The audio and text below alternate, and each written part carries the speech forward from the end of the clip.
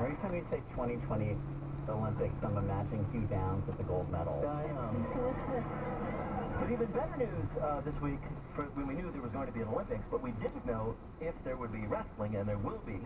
They got a reprieve after being kicked out of the Olympics. Now they're back in. But it's Japan, so it's going to be Hello Kitty wrestlers, right? And wrestling does promise to make changes so it's more fan-friendly. For example, the medal matches will be held in Jell-O. Meanwhile, and this is great, a Japanese sports medicine professor is advocating that in the 2020 Olympics, they add the sport of hide-and-seek. He's a competitive player himself. He says it's a great sport because anyone can play, and you don't need any real skills except standing very still. In fact, last year's World Championships were won by Miko Kashioturi, who died in 2003. Janet, here is your last quote. It has fingerprint recognition.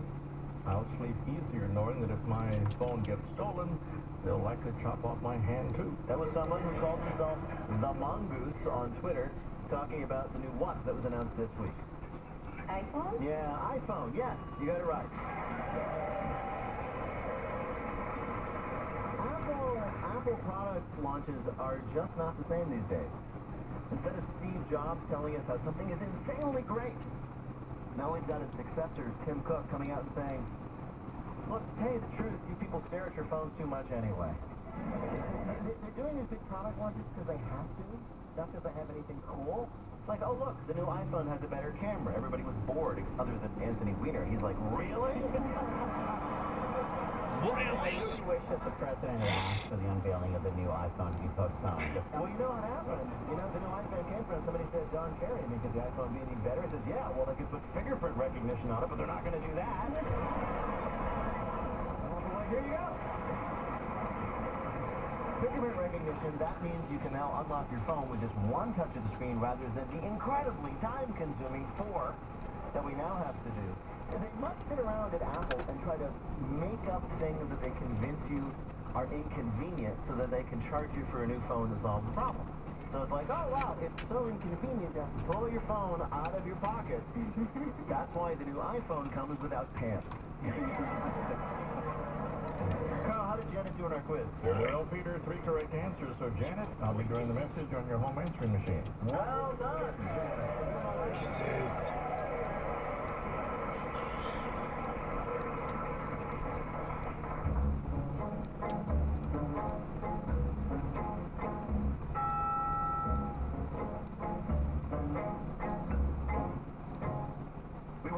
Everybody that they can join us here most weeks at the Chase Bank Auditorium in downtown Chicago, Illinois, or you can join us at our upcoming show in Baton Rouge, Louisiana on September 26th. For tickets and more information, go to wbez.org, or you can find a link at our website, waitwait.npr.org. Right now, panel, time for you to answer some questions about this week's news. Mo, yes. Welcome to Carl Castle's Used Car Hut. Carl, you got any hut deals for us? I sure do, Peter. How about this baby? It's a 1984 Renault 4 hatchback, manual transmission with only 190,000 miles on it. It's a cream bus. So who, Mo, is the new owner of that used car? It is the Pope, Pope Francis. Pope Francis, very good.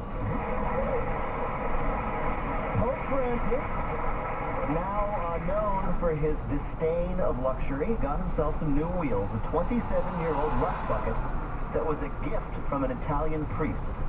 Imagine all the things that never happened in that back seat. The brakes are infallible. Of course. I didn't know the Pope could drive stick. Apparently he can. He's got the gills. I hope that the stick shift goes in like the sign of the cross. That'd be awesome. That would be great. That would be awesome. Yeah. People are like, what is the Pope doing in a car like that? But it makes perfect sense since it constantly belches white smoke. He can ride around and say, hey, they picked me again. I can drive your car, and he can guide your way. Like to know you need him. All we have to do is pray. He can give directions, but the driving's up to you. Coming up in It's an image makeover in our Bluff Solicitor game called 1-888-WAIT-WAIT to play. And the New York Times' Mark Leibovich joins us to play Not My Job. Support for NPR comes from NPR stations and Carbonite, automatic and encrypted cloud backup solutions that provide access to backed up files from any device. Carbonite.com. The National Association of Realtors, an advocate for home ownership. More at houselogic.com/homeownership. Angie's List, providing reviews of local roofers, painters, landscapers, and plumbers to keep the consumer informed. More at angieslist.com. And Ally Bank, who believes intelligent news and knowledgeable customer service should be available around the clock. Learn more at allybank.com. We'll be back in a minute with more of Wait, Wait, Don't Tell Me from NPR. Come in here. Get in here.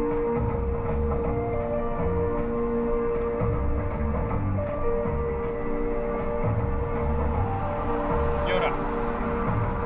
Come.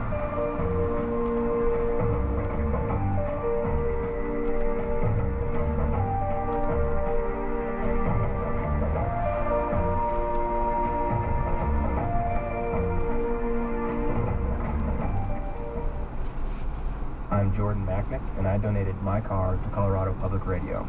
I made one phone call. The guy came there, picked up my car, and took it away. I didn't have to deal with arguing with someone over terms or having to worry about selling someone a car that wasn't going to work and feeling bad about it. It was all around a good, easy option for me. So if you have a car, you need to get rid of it, and you're unsure of how to get rid of it, the easiest way to do it is to go to cpr.org, click on the button, and there goes your car, Colorado Public Radio. Thanks for listening to Colorado Public Radio. I'm Bob Lafley. Scattered showers and thunderstorms this afternoon in the foothills and over the northeastern plains. This could lead to more flash flooding in a few areas. Highs for Denver and Boulder today in the 70s. More rain tonight in the foothills and mountains north of Interstate 70.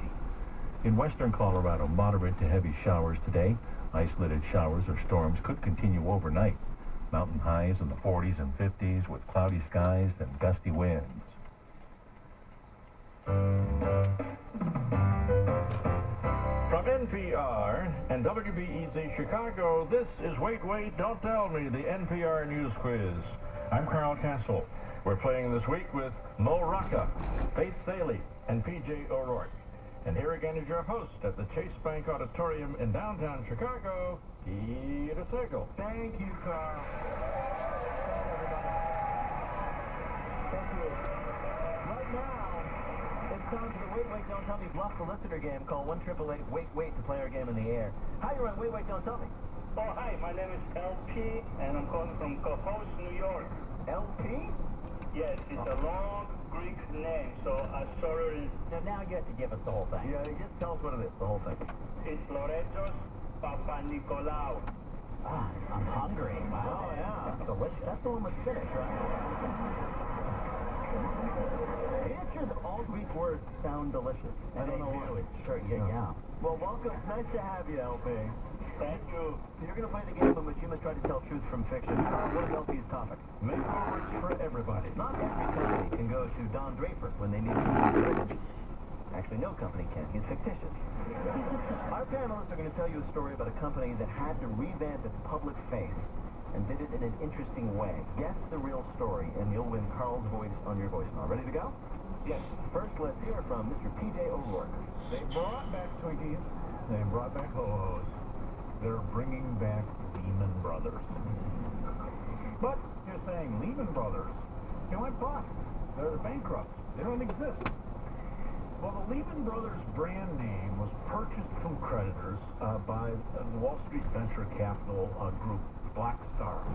And they're repositioning Lehman Brothers as the go-to brokerage for people who own poorly performing stocks and bonds and troubled derivatives and commodity contracts. The new Lehman Brothers never leave a brother behind. Are you an unsuccessful investor? We understand. Are you getting zero returns, carrying huge unsecured debt, making complex market plays that result in enormous losses? Been there, done that. Are you experiencing a financial crisis? Call Lehman Brothers, the people who invented financial crisis. Lehman Brothers coming back as a troubled bank for people in trouble. Your next story of a burnished image comes from Faith Saley. When you think of a